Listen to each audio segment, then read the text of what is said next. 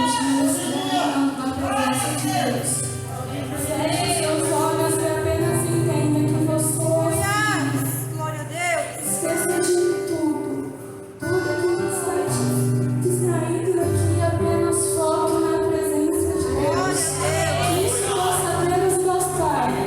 Que a cada dia que passe você possa desejar ser independente de todas as coisas, menos da presença dele. Aumente cada vez mais, ser dependente da presença dele. E você entenda que você é filho amado, apenas abra o seu coração e glorifique e exalte o nome do Senhor. Porque a única coisa que você precisa é cada vez mais glorificar. Você não precisa de mais nada a não ser da presença dele. Então apenas glorifique de todo o seu coração.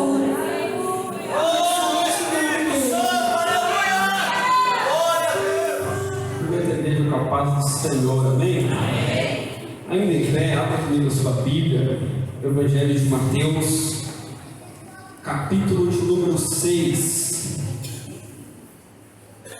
verso de número 19. Evangelho de Mateus, capítulo de número 6,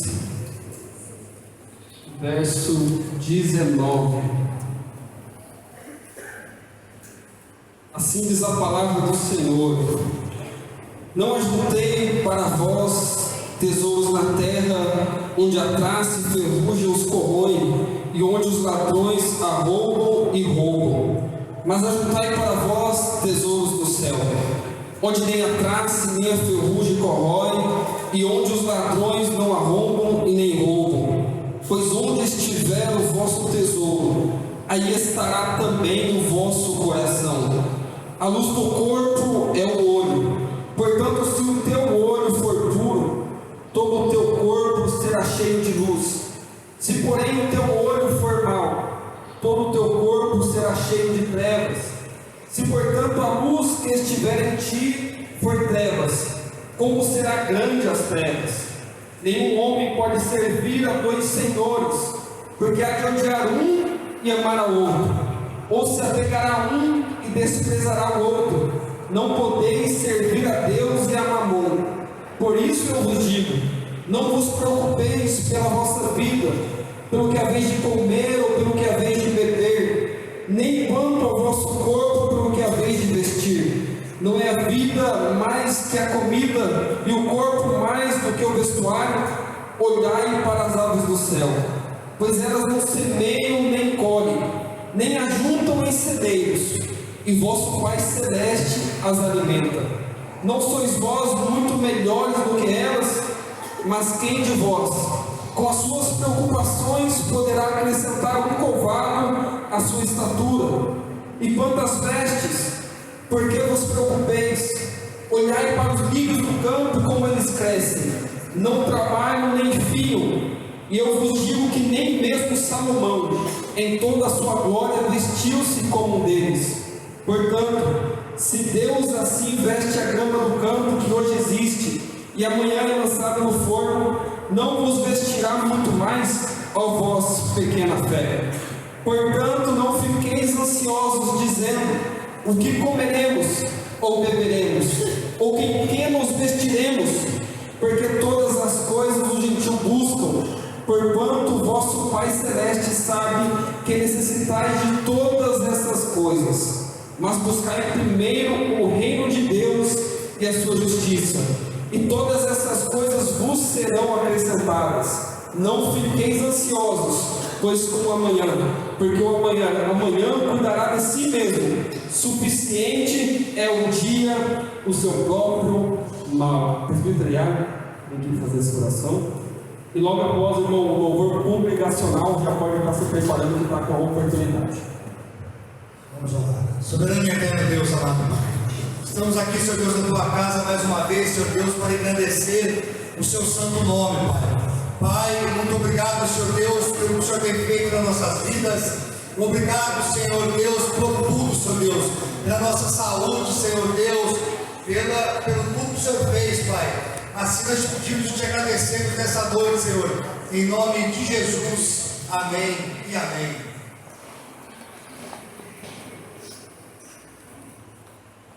Glória a Deus. Bom, vamos para a palavra. Abra sua Bíblia em Lucas, capítulo 8.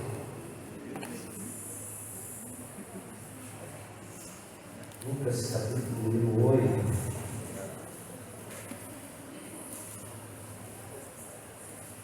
Glória a Deus.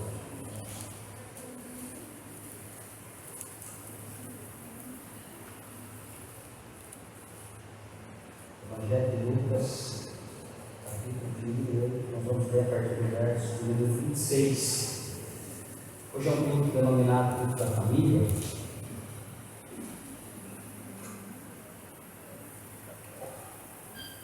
O Espírito Santo colocou esse texto no meu coração. Eu quero compartilhar com vocês aquilo que Deus colocou no meu coração. Amém? Quantos creem que Deus tem uma palavra para a sua família? Amém?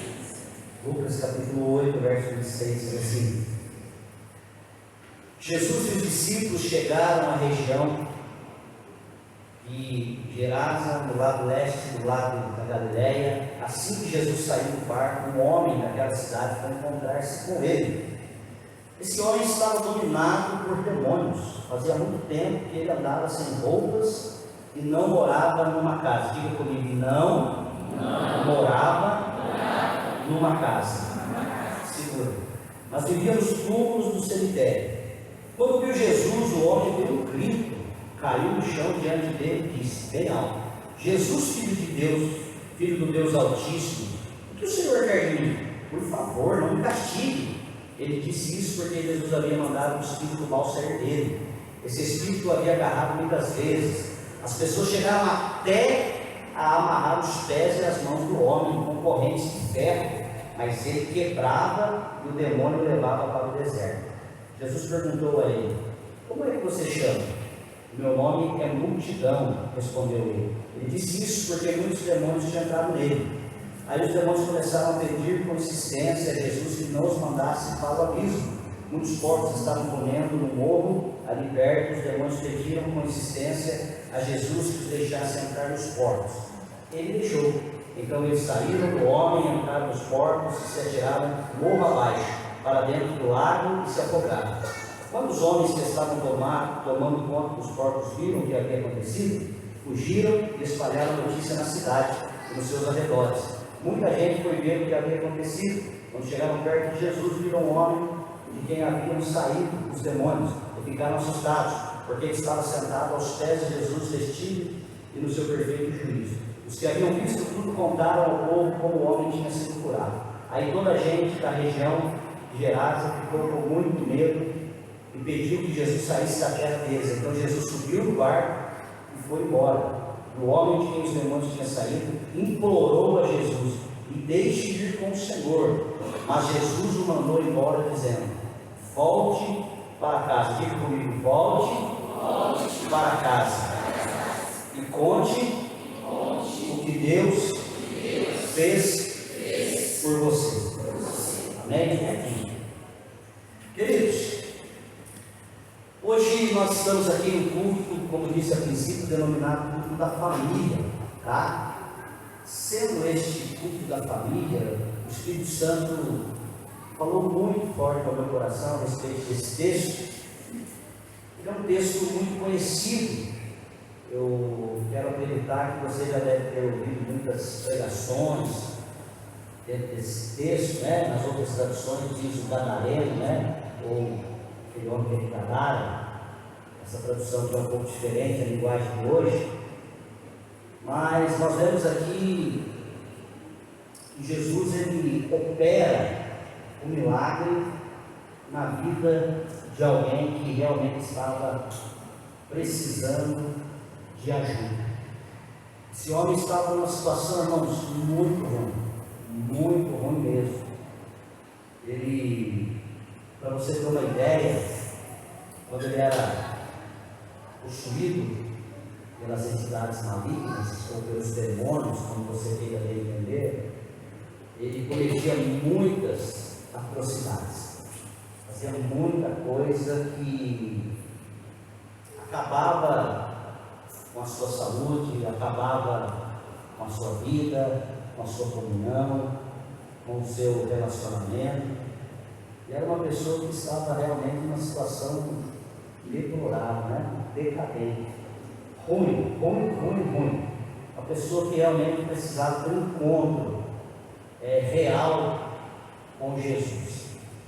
E Jesus encontra com esse homem. Quando Jesus encontra, Jesus ele vai ao encontro desse homem, ele vê que esse homem realmente estava precisando de ajuda. Jesus pede que o inimigo saia dele, né? Os demônios saiam dele. Você conhece a história, eles entram nos portos, preciptam, né, na ribanceira, enfim. Acontece uma série de fatores que você já conhece. Mas não é nesse contexto que eu quero falar. Eu quero falar no contexto familiar. Pastor, o que o senhor quer falar a respeito de família dentro desse texto? Irmãos, quando nós começamos a ler o texto, nós vamos ver que acontecia algo na vida desse homem, que acontece na vida de muita gente. Esse camarada, ele não conseguia parar em casa. O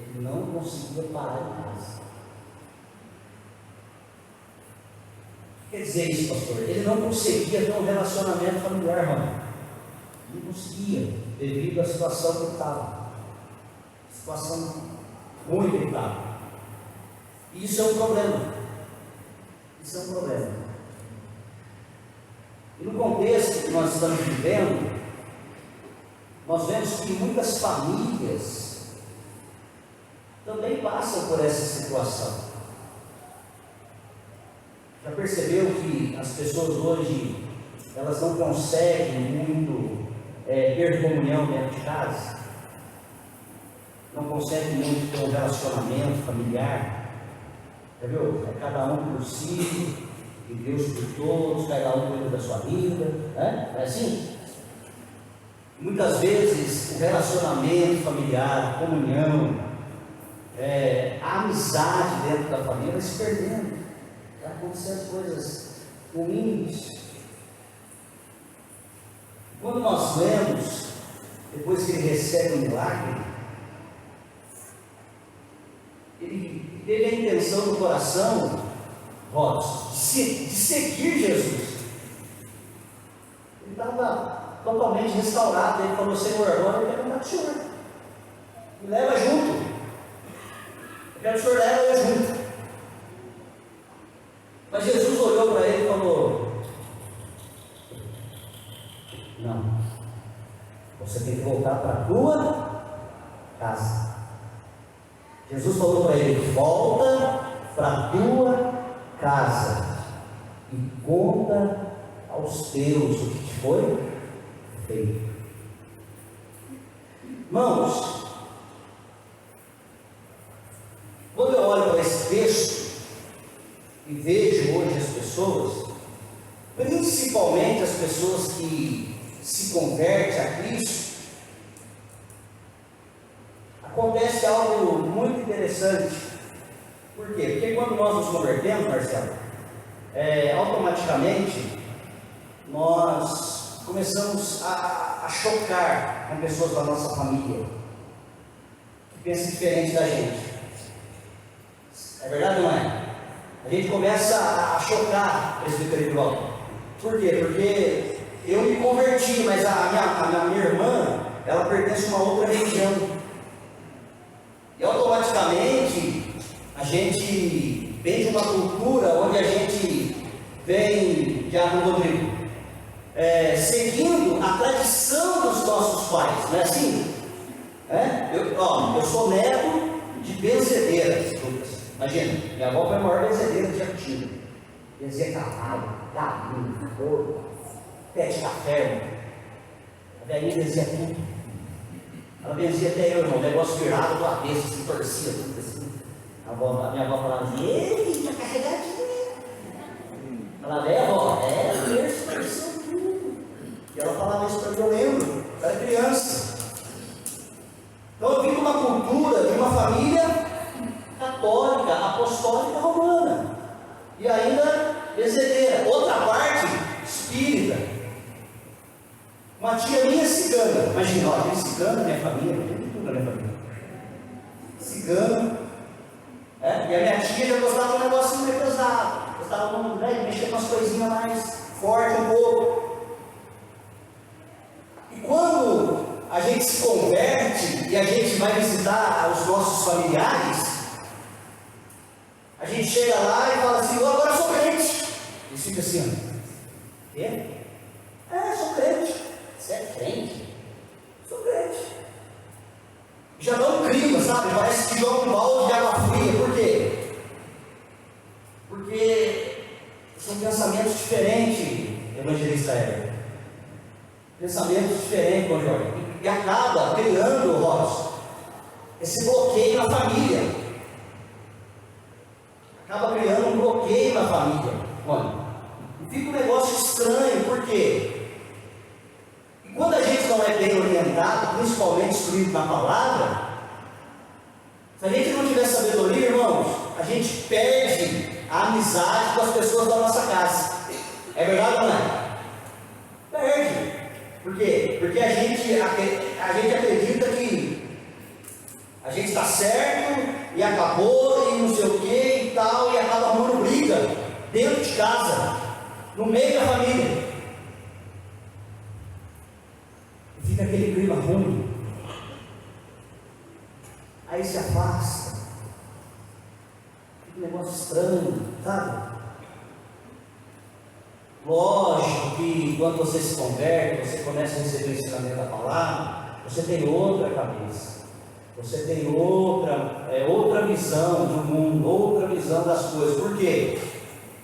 Porque outrora, aquilo que está escrito na carta de Paulo aos Coríntios, a segunda carta, capítulo 4, verso 4, a Bíblia diz que o príncipe deste século, ele cegou o entendimento dos incrédulos, para que a glória de Cristo não resplandeça e eles não consigam enxergar a luz do Evangelho. E você começa a enxergar, mas muitas vezes, por falta de sabedoria ou por falta de buscar a Deus mesmo, aí você acaba criando um bloqueio. Você cria mais bloqueio do que os seus familiares. Aí você fala: nossa, faz 15 anos que eu sou crente, eu não consegui levar meu pai para Jesus. Faz 20 anos que eu estou na igreja e a minha irmã não se converte. Aí eu te pergunto: você já falou de Jesus para ela? Você já falou de Jesus para o seu pai? Já falou? Porque muitas vezes, irmãos, a gente quer implantar a nossa religião na cabeça das pessoas.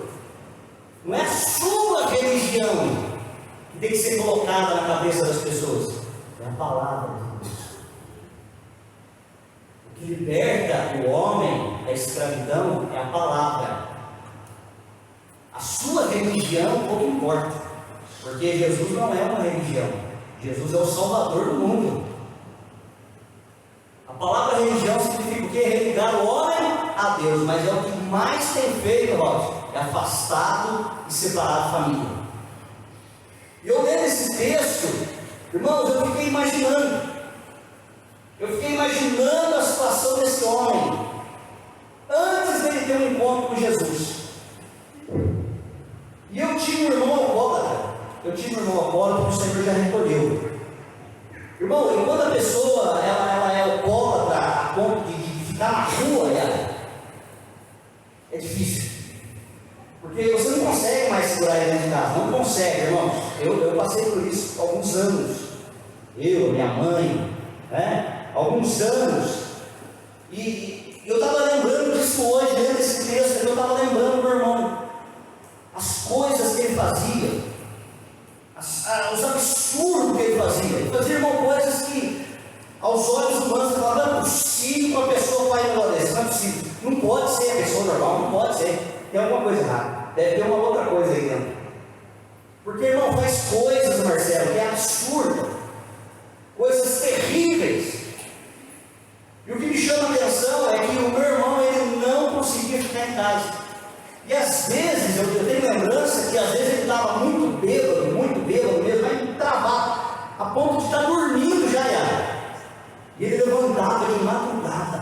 Ele falava assim: eu preciso sair. A casa sai essa hora, bêbado. E ele falava assim: olha, eu tenho ainda muito serviço na rua. E eu percebi que não era ele que estava falando. Falava: você tem serviço, porque não é você que está falando. Porque não é possível uma pessoa levantar, irmão. Não pode ser normal. E aí eu vi aquilo. E ele fazia muita coisa errada, fazia muita coisa e tal. Uma vez ele pegou um carro de um camarada, ele pegou um carro de uma pessoa e ele roubou o carro. Bêbado. Ele trabalhava numa funeraria, Paulinho, e o camarada deixava as chaves lá. E não sabia que o irmão era embora. E ele bebeu, ele foi lá e pegou, irmão, um XR3 vermelho. Eu lembro até a placa, 7777. Falei: não, só pode ser bem crente. Tudo 7, a placa. Quando ele roubou esse carro, aí pensa numa boaça que ele veio nesse sertãozinho. Irmãos, ele arrebentou esse carro. Ele arrebentou esse carro. Graças a Deus, irmãos, que ele não atropelou ninguém. Não matou ninguém. Ele bateu no muro e aí ele ficou. E ele ficava naquela praça do forró. Praça do forró, ele estava tendo forró. E ele queimava a embreagem. Ia para lá e voltava, ia para lá e voltava. E a rua tentando empurrar no carro para pegar ele, não conseguia pegar. E não conseguiu pegar. Aí ele virou uma rua assim, deu no muro ali, ele ficou e dormiu. Eu estava no culto. O dono do carro chegou na igreja. O seu irmão roubou meu carro, para não dizer parte. E eu não sei aonde ele está. Eu falei: meu Deus do céu, o que eu tive que fazer? Saí no meio do mundo, mudei o carro e fui procurar. Ele estava ali perto do Tatu, ali, sabe o Tatu, por cima do Tatu, uma rua sem saída ali. Volta para essa, sabe? Estava lá inclinado no muro e dormindo babando.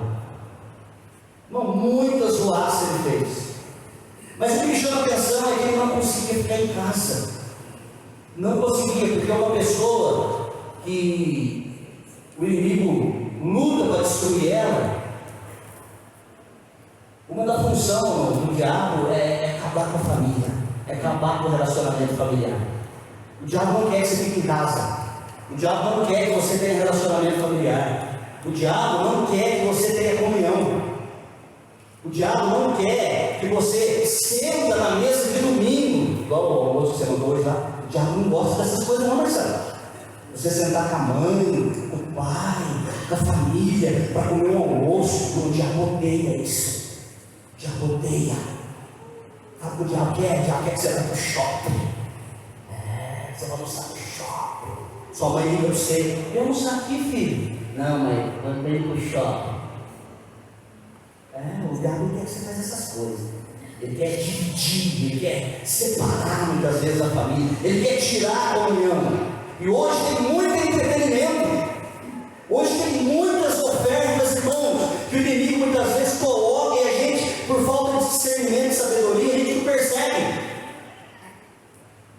E a gente prefere o quê? Aquilo que é conveniente para nós. A gente não quer estar junto, não quer estar junto. A gente percebeu que hoje as pessoas não querem estar junto, vai? É verdade ou não é? As pessoas não querem estar junto.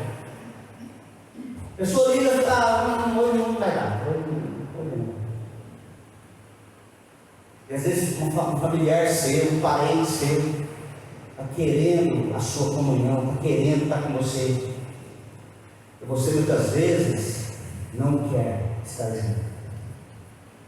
O que eu quero dizer com isso? Irmãos, coloca para mim lá, Rico. Coloca aqui que nós vamos conversar um pouco. Aí, irmão. Você precisa entender isso aí, ó. Você precisa entender isso aí. A nossa vida é assim, ó. É assim que funciona a nossa vida. Presta atenção. Primeiro, Deus. Deus é soberano. Deus é absoluto. Depois de Deus, vem a família. Vem a família. Depois da família, tem que trabalhar. Tem que trabalhar duro. Trabalhar. Colocar comida dentro de casa, fazer sustento.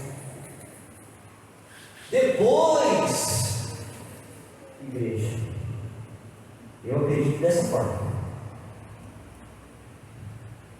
Tem alguém que discorda? Levanta a mão, deixa eu ver. Você? Tem alguém? Sabe o que acontece, irmão? Muitas vezes acontece isso. As pessoas, elas vêm para a igreja, mano, e elas colocam a igreja lá em cima e colocam a família lá embaixo. Já parou para pensar que esse pode ser um problema de muitos entes queridos nossos nos converter? Porque a gente prefere estar envolvido com a igreja do que cuidar da nossa casa. Você tem que prestar atenção que você pode cair no ativismo religioso, familiar. Porque você acha que está fazendo para agradar a Deus. Aí você pega tudo quanto é responsabilidade para você fazer na igreja. Tudo. Quer fazer.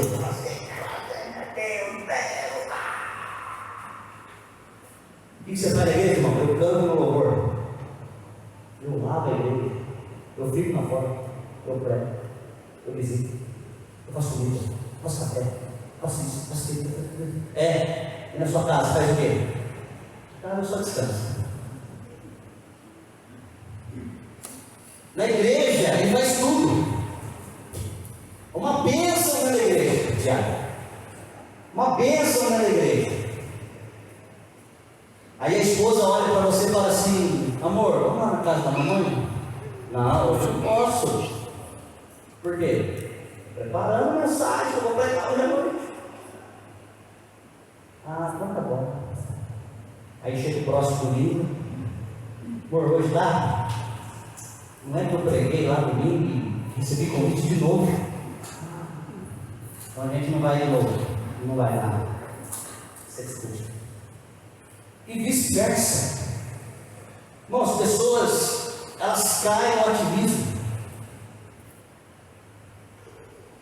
Tem uma pessoa aqui, para falar o nome, ela está aqui, eu estou olhando para ela. Eu falo para ela: vai para cá, vai embora, vamos daqui. Brincando, mas eu falo, porque eu não quero que ela caia no ativismo religioso, porque ela tem família. E eu quero que a família dela esteja bem. Eu quero que a família dela seja uma família abençoada. Porque não adianta ganhar o mundo, irmão, e perder a sua casa. Não adianta ganhar o mundo inteiro e perder a sua família, perder a sua casa. Hoje é um culto de família. E você precisa voltar a colocar isso aqui em ordem, do jeito que é para ser. Eu não quero que você seja um religioso da igreja. Pastor, eu não quero mais. Eu quero ser firme, irmão, com Jesus, firme com Cristo. Eu quero que você ore, eu quero que você jejua, eu quero que você consagre a sua vida, eu quero que você seja uma bênção. Mas eu quero que você esteja bem dentro da sua casa. Para que quando você chegar aqui na igreja, você possa prestar um culto de louvor e adoração a Deus, um culto de família, e você dizer, aí quando você estiver sendo ministrado pelo louvor: minha família é uma bênção, a minha família é uma bênção nas mãos de Deus. Eu tive uma semana muito abençoada junto com a minha família, junto com a minha esposa. Irmão, quando eu estava com muita vontade de ir no culto de jovem, muita vontade, de verdade. Só que eu estava preparando essa mensagem. Mas você não veio por causa dessa mensagem, não. Porque quando eu estava preparando a mensagem, eu estava pensando na minha cunhada, sobre o acidente. E o que veio na minha mente? Falei: Deus está ministrando ao meu coração. Eu sou casado com a irmã da moça, eu preciso levar minha esposa para ver ela.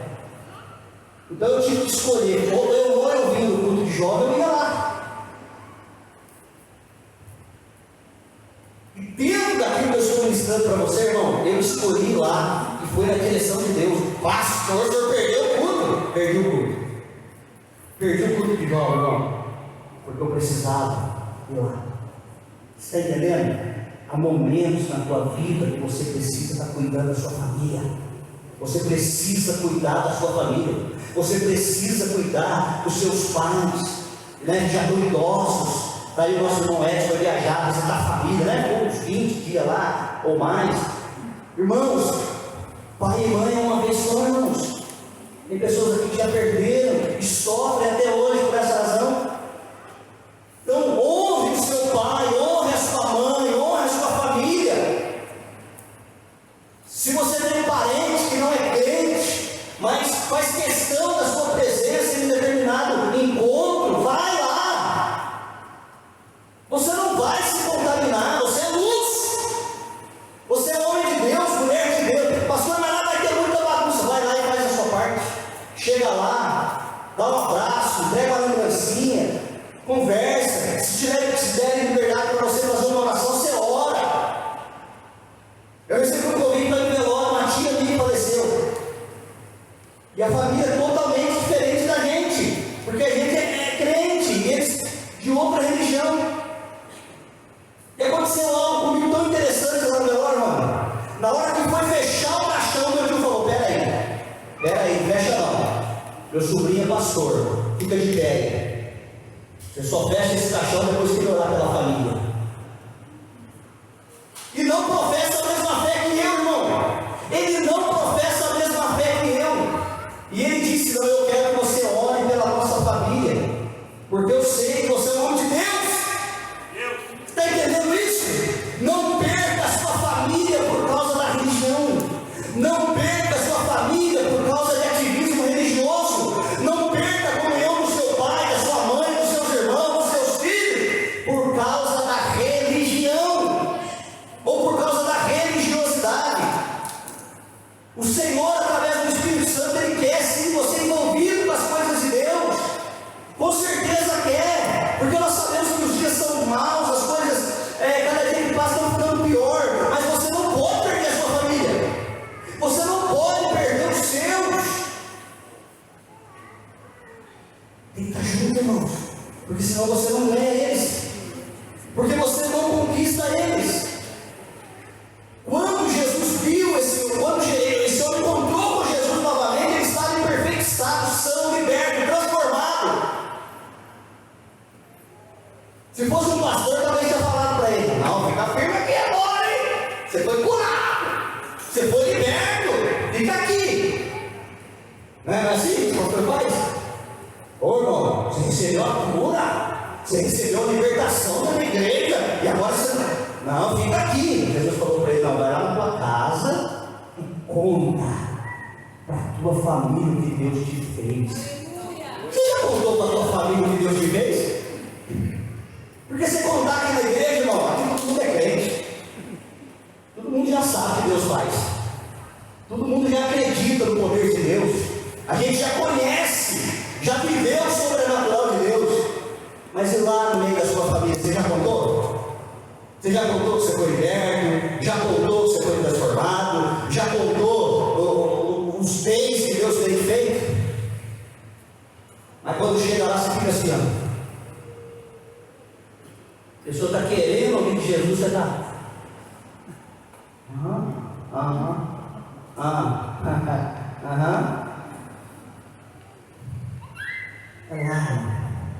É lá no seio da sua família. Cuidado para você não inverter os valores. Cuidado para você não inverter isso aqui, ó. Não inverta isso aqui. Você tem que amar a Deus sobre todas as coisas. Você tem que amar o seu próximo como você mesmo. Mas você tem que cuidar da sua família.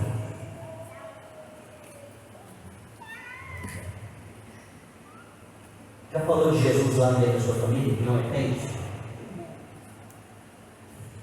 A gente quer colocar célula na casa dos outros, né? É ou não é verdade? Vamos fazer célula na casa dos outros. A gente gosta, é bom também, tem que fazer, né? Vai lá na família sua, já pensou colocar uma célula lá na casa do seu irmão de sangue? Já pensou? Você fazer uma célula lá com seu pai? Por que fazer célula ou casa de paz que seja, né? Alteração dos tratores no mundo de adulto, né?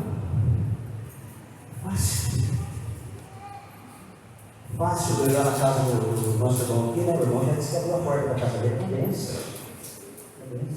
Mas ele na casa dos seus familiares. Os seus familiares.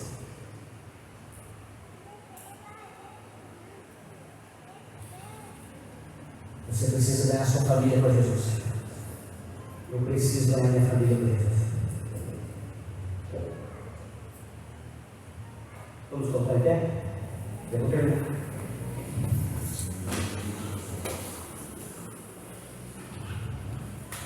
Talvez você diga assim: ah, meu filho não tem mais jeito.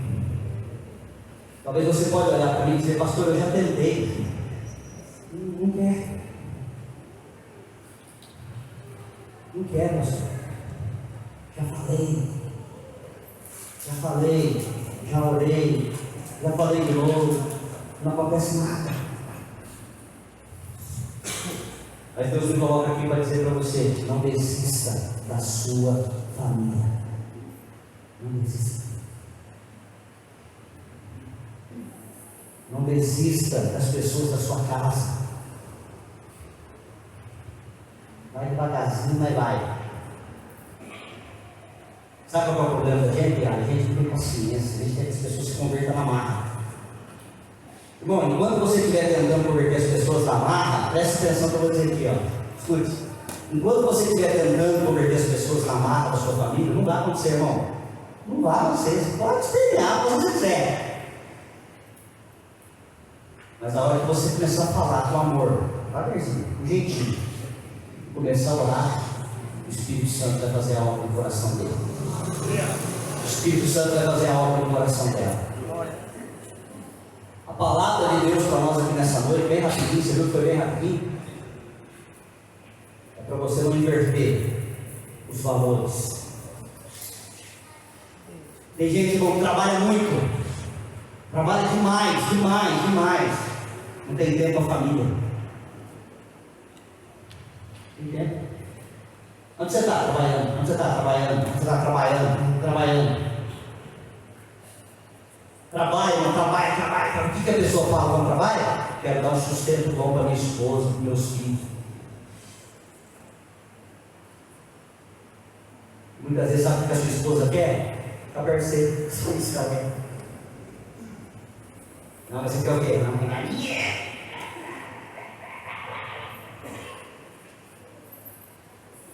Adianta, irmão, você pode trabalhar das 7 da manhã à meia-noite. Não é isso que a sua família quer que você. Não é, irmão. A minha esposa não vai ficar sozinha. Se eu demorar um pouquinho, ela tá lá. Se eu demorar um pouquinho, ela já vê onde eu estou. Sabe por quê? Porque a gente é um só. E ela sempre falta. E a família sempre falta. Então Deus me coloca aqui para dizer para você pai, você irmão que está aqui nessa noite. Precisa se matar não, irmão. Precisa se matar não. Cuida mais da sua casa. Tem gente que trabalhou, perdeu a família. Foi religioso, família inteira desviada. Só ele está crente. Por quê? Porque você mergulhou demais. Só que você mergulhou no lugar que não era para mergulhar. Porque quem mergulha no oceano do Espírito tem direção. O Espírito Santo.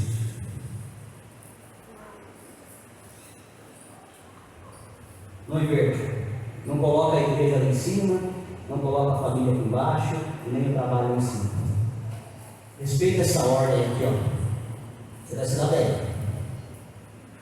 Você vai se dar bem. Vai por mim que você vai se dar bem. Sua família vai ser muito abençoada. Você vai ter mais paz. Você vai dizer assim: nossa, pastor, parei de fazer hora. Eu tirava R$1.000, R$1.200 de hora por mês. Hoje eu não faço mais. Mas eu tenho uma alegria tão grande no meu coração. Minha casa tem uma paz tão grande. Porque 5 horas eu estou em casa com a minha esposa. Meu filho está esperando eu. Minha família está esperando em casa. É isso, irmão. Cuida da sua casa. Cuida da sua família. Feche seus olhos.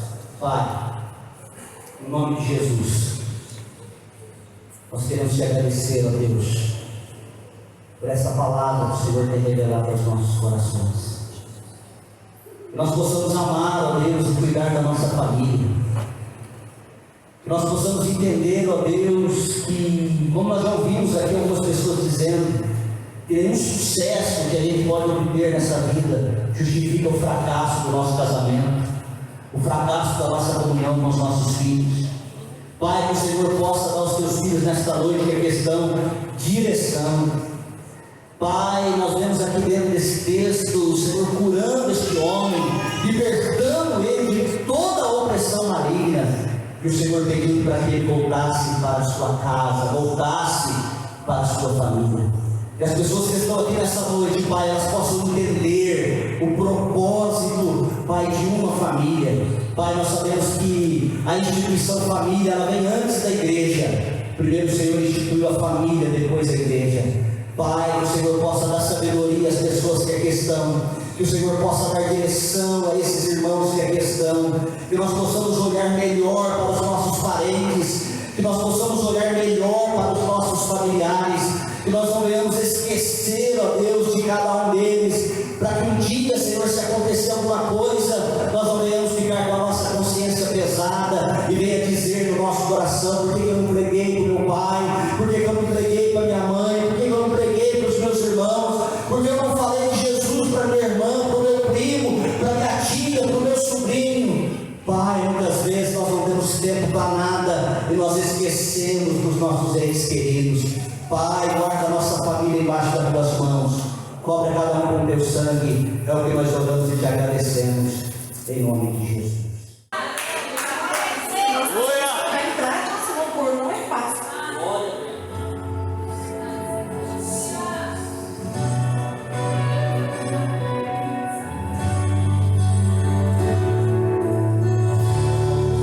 Me peguei perguntando o que pode Deus fazer.